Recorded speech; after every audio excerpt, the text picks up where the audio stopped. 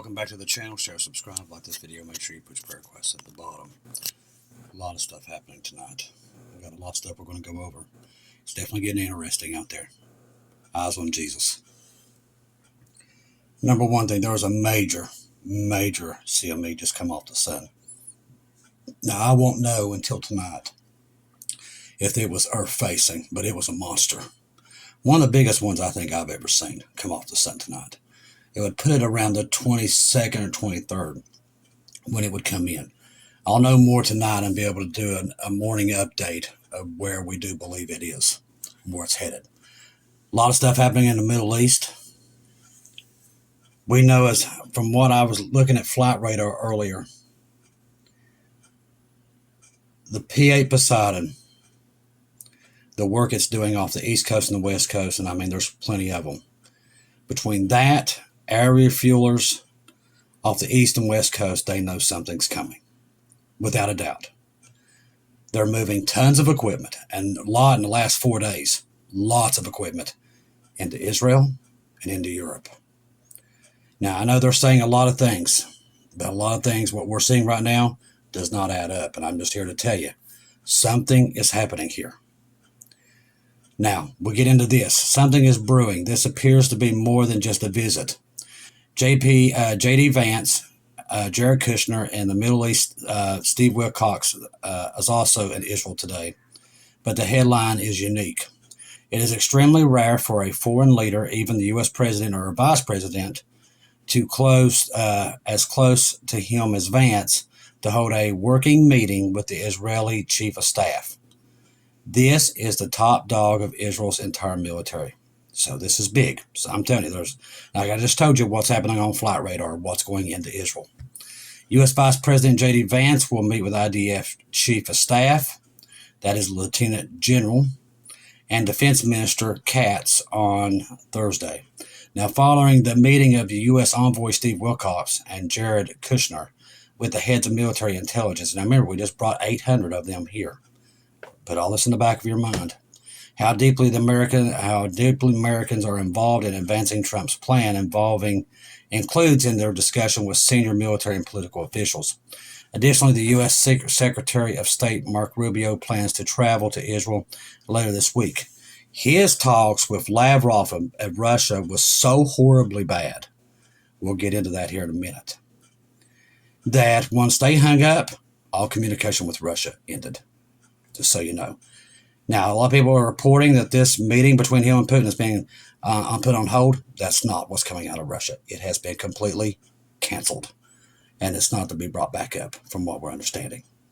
U.S. Vice President J.D. Vance says there is no U.S. troops boots on the ground in the Gaza, and that is the U.S. only mediator that will be able to get countries such as Israel and the Gulf states, Turkey and Indonesia, to actually work together in a way to get long-term peace, which we all know is fake, will not happen. The Crown Prince, Mohammed bin Salman, he's been awful quiet, but he's starting to come back into the news, is scheduled to visit the White House on November the 18th for a bilateral meeting with the president. This just is a courtesy call. The agenda includes a formal signing ceremony for a landmark agreement spanning AI, defense, nuclear cooperation. So there's something in the works here that we don't know about. That probably explains why so much equipment's been moving into the Middle East. Trump's last in-person encounter was in May 2025, where the discussions focused on economic partnerships ending the Israel-Gaza conflict. Saudi Arabia is aggressively pursuing a mutual defense pact, what we just did with Qatar. Modeled after the one Trump, like I just said, linked to Qatar in early October. Analysts suggest that the visit could accelerate progress forward broader than the Abraham Accords. Notice that all this stuff's happening in unison. It's very important. The Crown Prince will arrive in the U.S. on November the 17th, and his visit was supposed to be, it will last 3 days from what they're saying. All right, so Hezbollah has received new missiles from Iran. Lo and behold, how did that happen? They're supposed to be watching this, but now Iran's fueling the thing. I'm telling you, this is all by design. Don't be fooled by it. Major prophecies regarding Sidon, Tyre, and Janelle are coming soon. all Hezbollah strongholds as we speak. Major warning to Israel: Hezbollah has accelerated its recovery recently, precisely at a time when the Lebanese government decided to disarm the terrorist organization by saying Hezbollah is recovering faster than the Lebanese army is dismantling it. They was never trying to dismantle it. Hezbollah is managing to rearm itself, including the new missiles, recruiting new fighters to his ranks, also rehabilitating locations and bases belonging to the terrorist organization. Most of Hezbollah's recovery efforts are taking place north of the Litani River and not in the areas south of the river, which include the areas down to the border with Israel. An area that, according to the ceasefire agreements reached about a year ago, is supposed to be free of Hezbollah personnel and its organizational weapons. A few weeks ago, the Lebanese government presented an action plan to disarm Hezbollah. Israel even agreed to reduce its activity in Lebanon if there is serious actions against Hezbollah by the Lebanese forces. So far, that's not happened, which we kind of knew it wouldn't.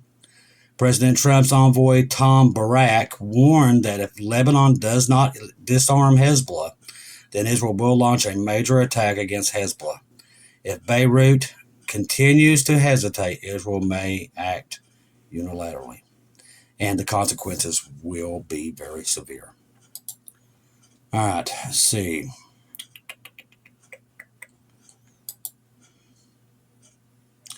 A lot of stuff about Egypt, too. They're amassing a major army on Israel's border. It's massive.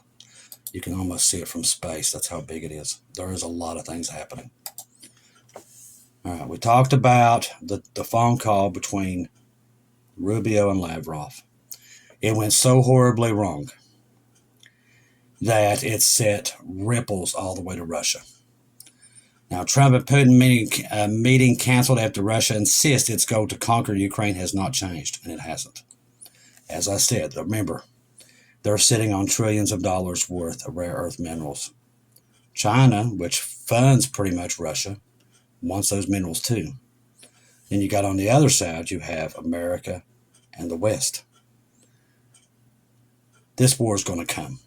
It's not going to stop. We've said that every time they've tried to do this, and we've told you from the beginning, it will not stop. It's been forecast by a lot of people that have seen it, that war between America and Russia, when it does erupt, it will be deadly beyond anything we can imagine.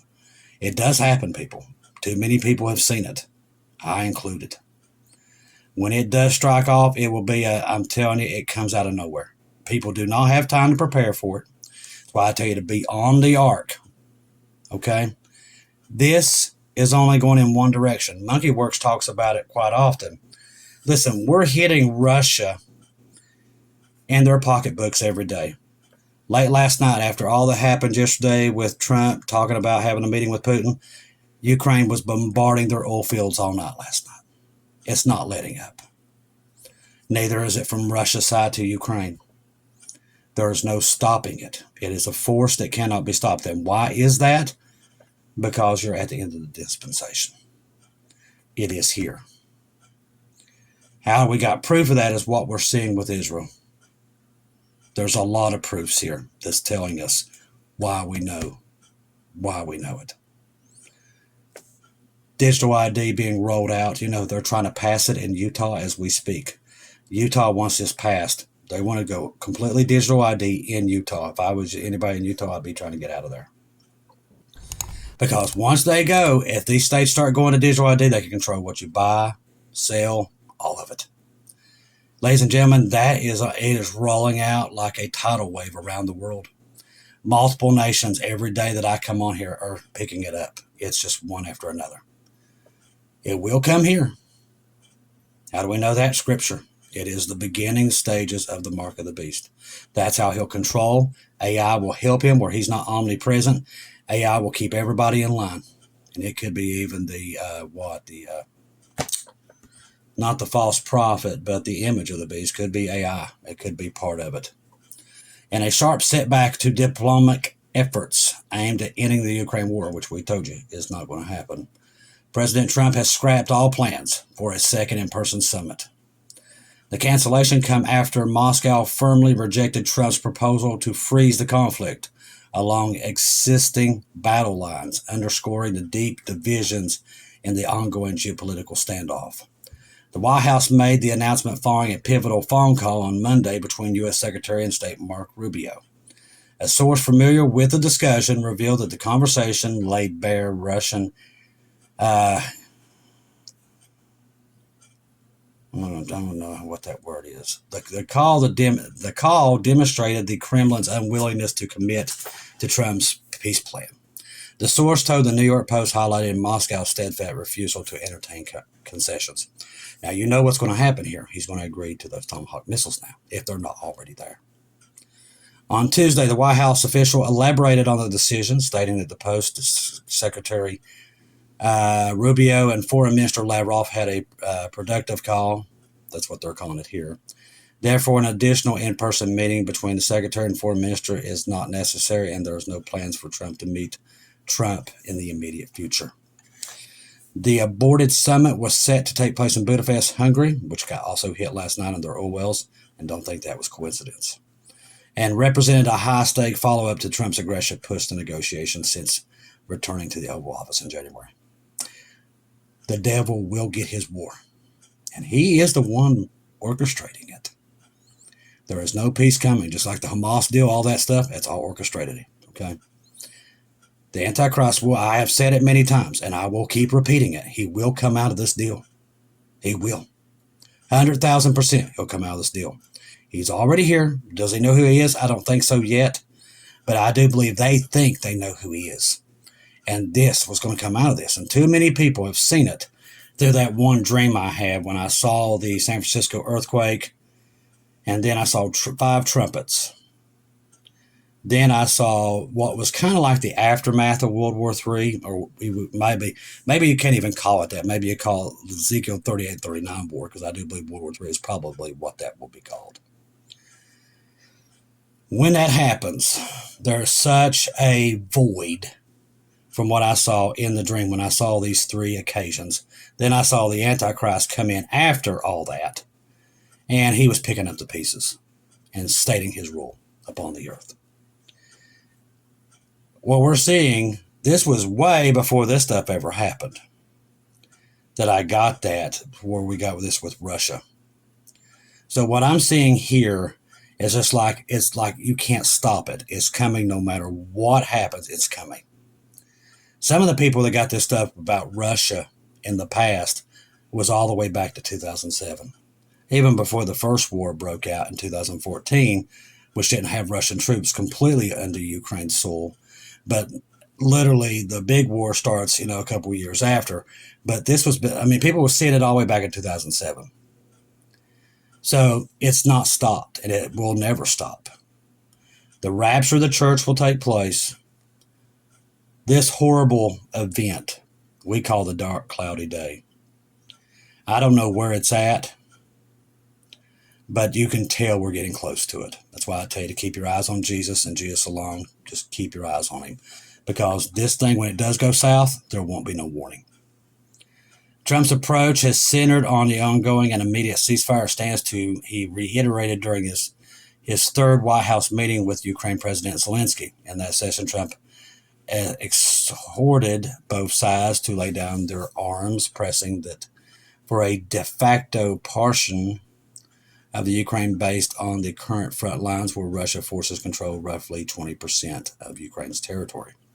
This proposal, however, has drawn sharp criticism from Kiev, which views it as rewarding Russian aggression, and basically that's what it is, and from some U.S. allies wary of undermining Ukraine's sovereignty. Russia's response, as conveyed through Lavrov's call to Rubio, signals no deviation from its objectives. Kremlin insiders have long maintained that any resolution must include the full denazification, the militarization of Ukraine alongside recognition of annexed regions of Crimea and parts of the Donbass. That's where all those rare earth metals are. The insistence that the goal is to conquer swaths of Ukraine has not changed. Effectively torpedoed the talks before they ever could advance, which we told you they would.